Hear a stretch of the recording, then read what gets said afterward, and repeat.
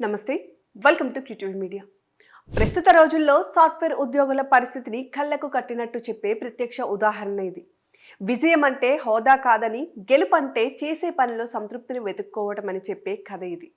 నాలుగు గోడల మధ్య ఇబ్బంది పడుతూ పనిచేయడం కంటే నచ్చిన పని చేస్తూ సంతృప్తిగా జీవించడం మేలని చాటి చెప్పే ఓ సగటు వ్యక్తి కథ ఇది.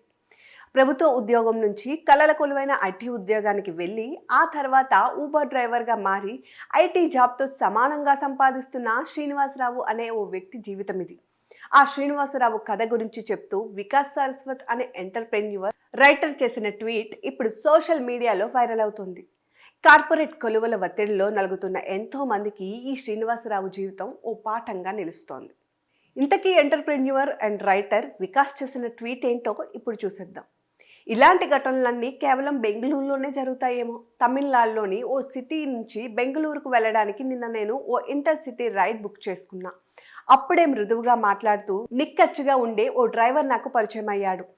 అతనితో మాట్లాడుతూ ఉంటే తనకు ఆటోమొబైల్స్ నుంచి సోలార్ టెక్నాలజీ దాకా ధర్మశాస్త్రాల వరకు తనకు పరిచయం అవగాహన ఉందనే విషయం నాకు అర్థమైంది.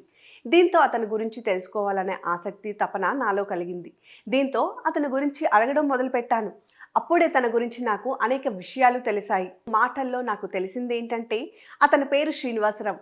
ఊరు ఆంధ్రప్రదేశ్లోని గుంటూరులోనే కంప్యూటర్ సైన్స్లో బీటెక్ పూర్తి చేశారు.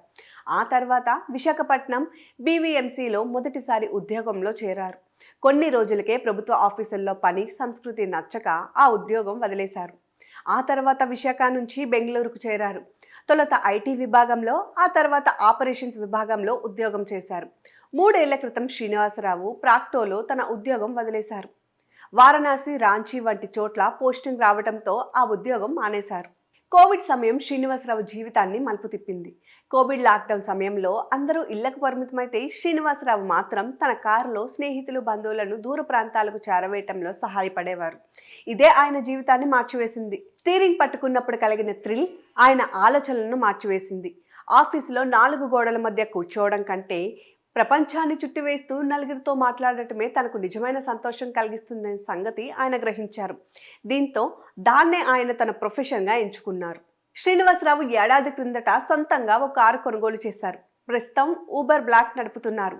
ఇక్కడ మరో ఆసక్తికరమైన విషయం ఏమిటంటే ఊబర్ డ్రైవర్గా శ్రీనివాసరావు ప్రతి నెల సంపాదించే జీతం ఎంతంటే ప్రాక్టోలో ఉద్యోగం చేస్తూ ఎంత జీతం సంపాదించేవారో అంతకు సమానంగా ఇప్పుడు కూడా సంపాదిస్తున్నారు. ఇక షిఫ్టుల సంగతి అడిగితే నేను ఇప్పుడు నా జీవితంలోనే అత్యంత సంతోషకరమైన సమయాన్ని గడుపుతున్నా. నచ్చిన చోటుకు వెళ్తా, కొత్త ప్రదేశాలు చూస్తా, ఎవరికీ సమాధానం చెప్పాల్సిన పని లేదు. ఈ స్వేచ్ఛ నాకు చాలు అని శ్రీనివాసరావు గర్వంగా చెబుతున్నారు అంటూ ఆ నెటిజన్ రాసుకొచ్చారు. ప్రస్తుతం ఇదే ట్వీట్ వైరల్ అవుతుండగా నెటిజన్లు పలు కామెంట్లు చేస్తున్నారు.